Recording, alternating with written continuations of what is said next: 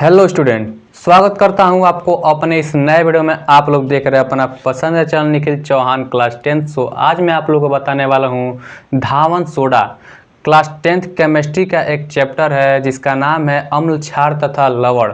अब उसमें एक टॉपिक है धावन सोडा। यूपी बोर्ड में 7 सेट बनते हैं, 7 सेट बनते हैं। उत्तर प्रदेश में 7 सेट बनते हैं, तो किसी न किसी सेट में यह अवश्य पूछता है धावन सोडा। अब देखिए धावन सोडा होता क्या है, सबसे पहले इसको जानेंगे। और धावन सोडा की बनाने की विधि क्या है, धावन सोडा का रासायनिक नाम क्या है, धावन सोडा का गुण कौन सा है और धावन सोडा का उपयोग कौन सा है, इसके बारे में बताएंगे। तो सबसे पहले इसका रासायनिक सूत्र देख लेते हैं। रासायनिक सूत्र इसका होगा Na2CO3.10H2। तो अब देखिए इसी के आधार पर इसका रासायनिक नाम भी बनता है। जैसे यहाँ पर देखिए Na हो गया Na मतलब हो गया सोडियम, तो यहाँ पर क्या हो गया सोडियम। इसका रासायनिक नाम देखिए Na मतलब सोडियम, CO3 मतलब हो गया, देखिए अब C मतलब कार्बन, O मतलब ऑक्सीजन, अब दोनों मिल जाएंगे तो कार्बोनेट हो जाएगा। तो इस Na मतलब सोडियम, CO मतलब कार्बोनेट। अब देखिए यहाँ पर 10 गो H2O है, 0.10H2O, तो मतलब इसको बोलेंगे डेका। क्या बोलेंगे डेका। और H2O मतलब H मतलब हाइड्रोजन है और इसमें ऑक्सीजन भी है, तो इसको हाइड्रेट बोलेंगे। तो sodium carbonate Deka hydrate, sodium carbonate decahydrate इसका रासायनिक नाम होता है और इसका रासायनिक सूत्र होता है Na2CO3.10H2O।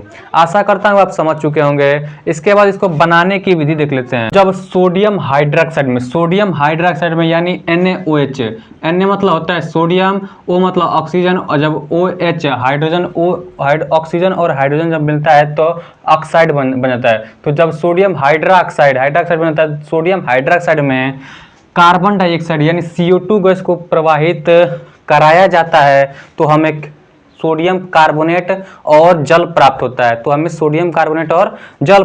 है। अब देखिए जो सोडियम कार्बोनेट और जल हमें जो प्राप्त हो गया उसको ठंडा या शुष्क करने पर हमें Na2CO3.10H2 यानी सोडियम कार्बोनेट डेकाहाइड्रेट यानी धावन सोडा प्राप्त होता है। अब इसको उदाहरण के साथ हम समझते हैं, बिल्कुल समझ में आप लोग को आएगा। यहाँ पर देखिए NaOH मतलब सोडियम हाइड्रोक्साइड, यहाँ पर अभी बोले ना सोडियम हाइड्रोक्साइड में, तो यहाँ पर NaOH सोडियम हाइड्रोक्साइड में CO2 गैस को प्रवाहित कराने पर हमें क्या प्राप्त होता है Na2CO3 मतलब सोडियम कार्बोनेट और जल हमें प्राप्त होता है। अब देखिए जो इस सोडियम कार्बोनेट और जो जल है उसको ठंडा करने पर या सांद्रण करने पर हमें Na2CO3.10H2 यानी सोडियम कार्बोनेट डेकाहाइड्रेट हमें प्राप्त होता है। आशा करता हूँ आपको समझ में आ रहा होगा। अगर समझ में आ रहा है तो हमारी वीडियो को लाइक कीजिए और ज़्यादा से ज़्यादा इस वीडियो को शेयर कीजिए ताकि आपके दोस्त भी इससे पढ़कर कुछ अच्छा अंक हासिल कर सके।